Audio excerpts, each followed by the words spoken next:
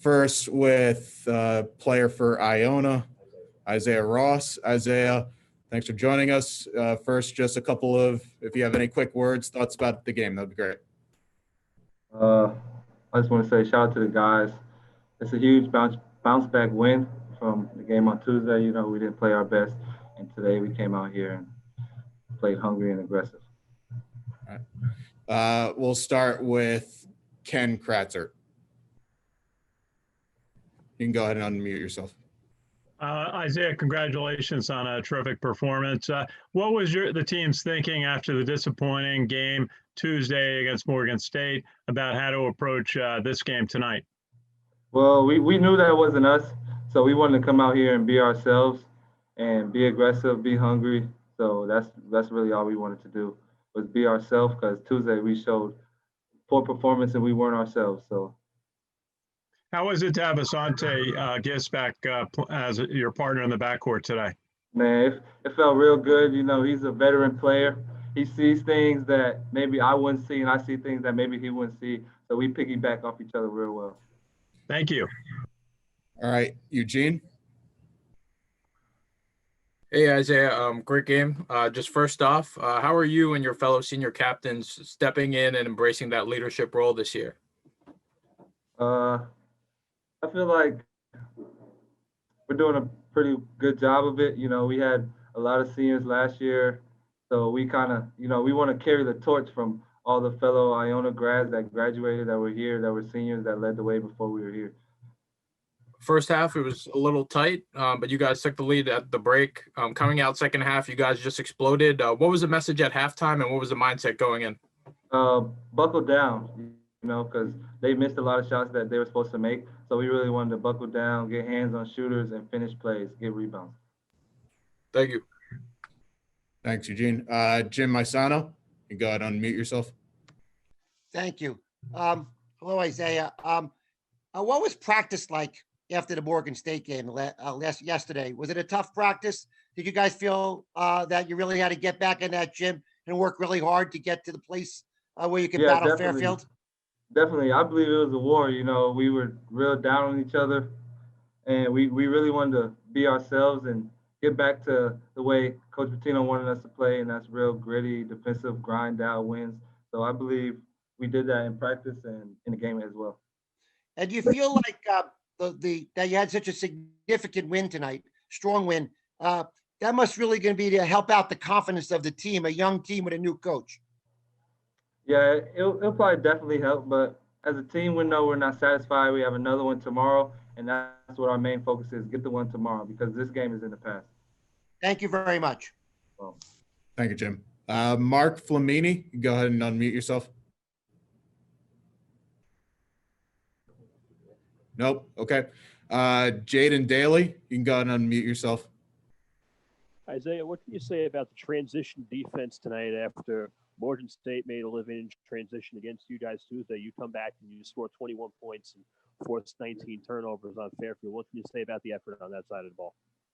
I mean, it was definitely a key that Coach pointed out, and we wanted to show him that we could get back in transition and match up accordingly, because Tuesday we didn't do that. So it was really a game for us to prove ourselves as a team what we're capable of.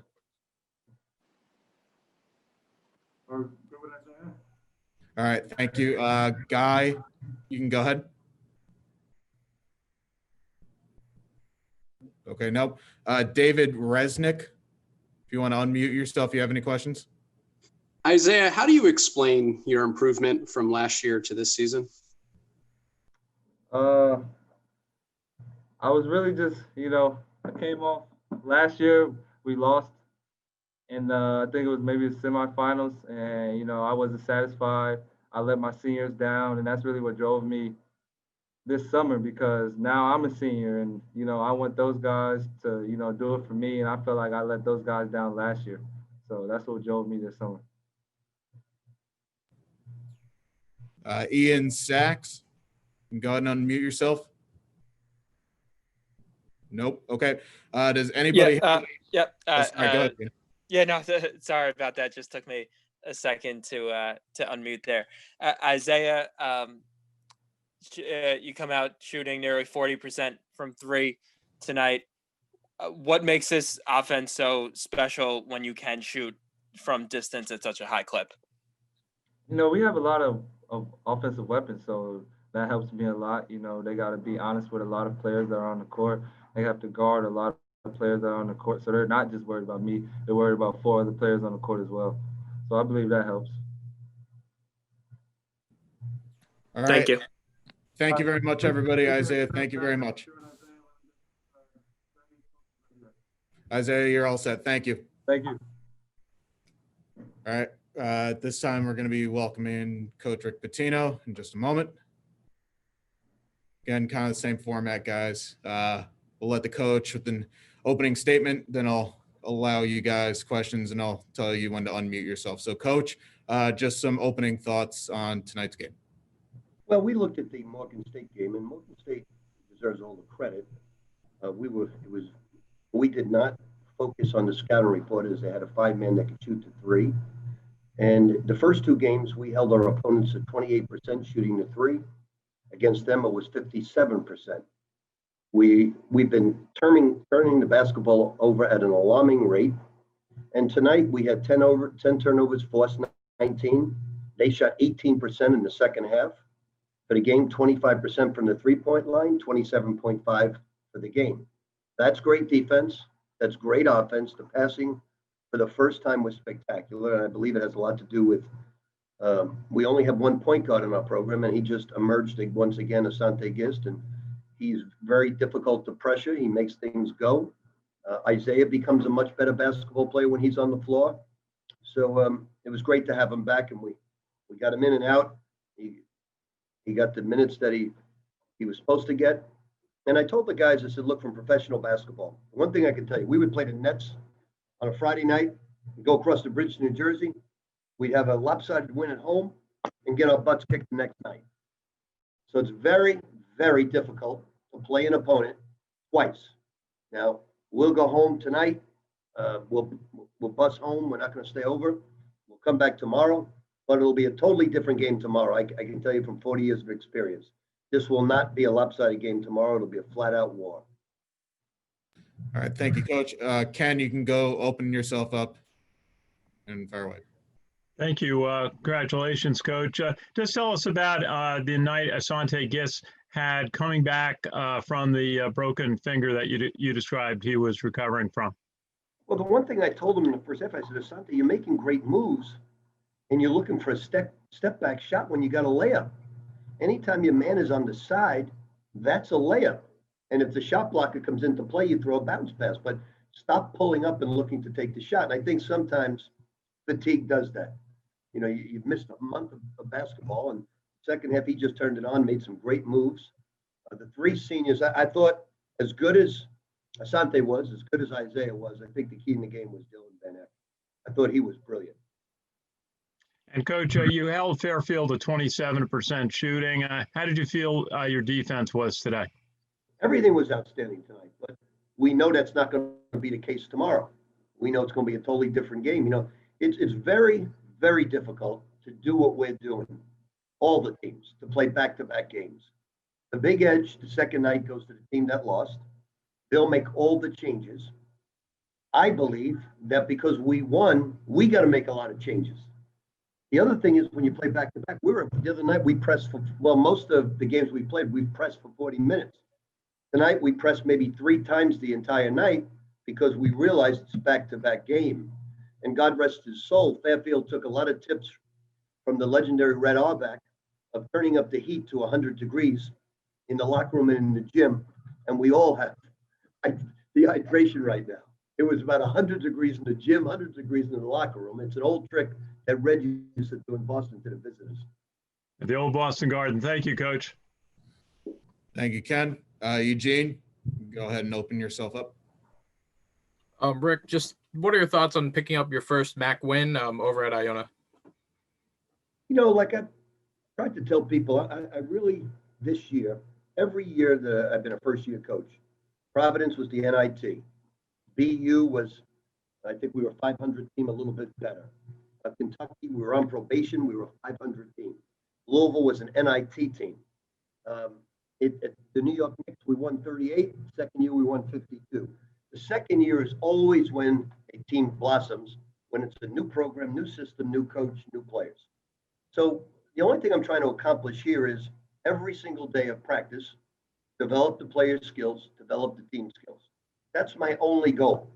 Get to March a much better basketball team individually as well as collectively. And then we'll see what happens. But right now, I don't think of my first MAAC win like I didn't think of my first ACC win or my first Big East win or my first Nick win or my first Celtic win. If my first Celtic win was against Michael Jordan coming off the championship, I always remember that. Unfortunately, there weren't too many after that.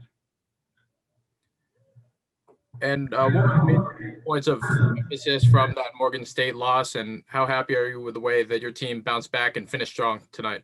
You know what the problem sometimes, now my team was, I had a family emergency. I had to miss 2 days of practice, and that's not an excuse.